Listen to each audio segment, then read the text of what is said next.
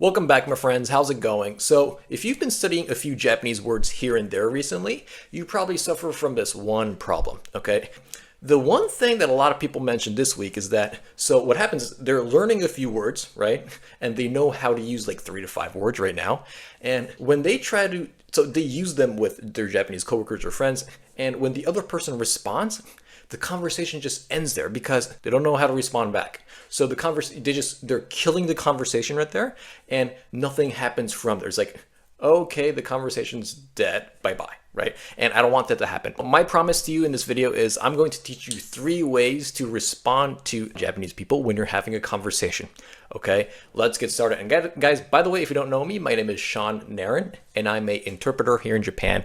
And because I was born and raised here, on YouTube, I teach people like you how to go from nervous to natural in Japanese, okay? So let's get started. So there are mainly 3 things I want to cover today. The first thing is just generally like responding in general, right? And when it comes to responding, after that, here we also have like, responding to a statement, being like, okay, nice.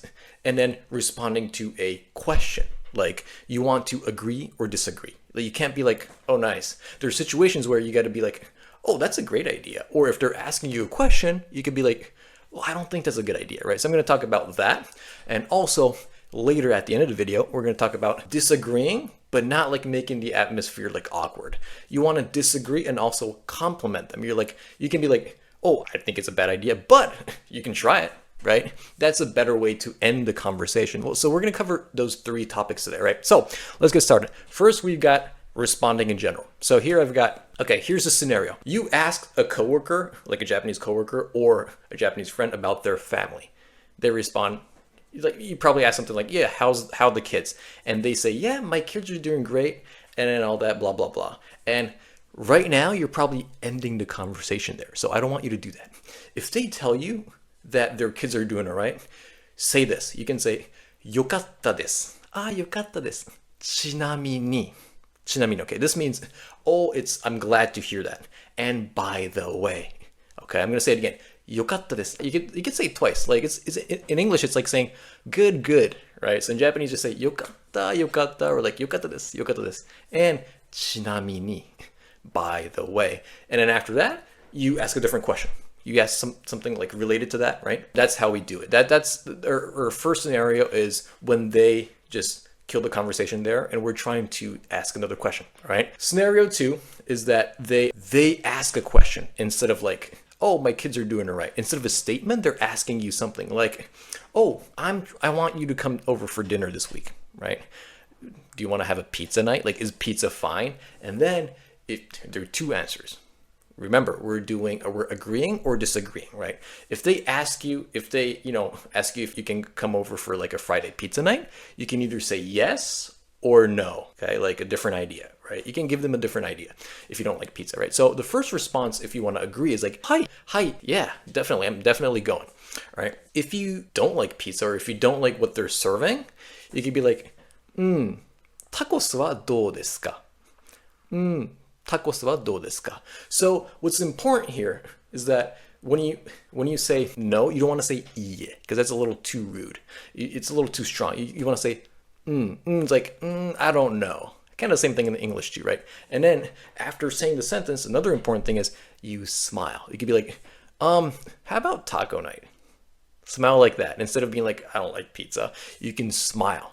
You can change the taco part to anything else, curry, like burgers, whatever. Okay. Again, tacos wa dou desu ka? And they'll be like, yeah, that's a great idea, right? And moving on. So, but in this situation, what if they already prepared for pizza, right? They're already making something. They're not just ordering from a Pizza Hut. They prepared some food for you, and you don't want to change like the meal. You don't want to change their plans, right? So after saying like tacos wa dou desu ka?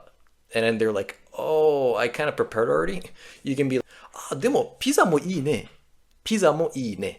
And you can be like, yeah, I'm going, right? So that's kind of how you, instead of just disagreeing, saying like, I think this is a better idea, but if that's not available, that's nice too. You want to compliment them all the time, all right? So why use these?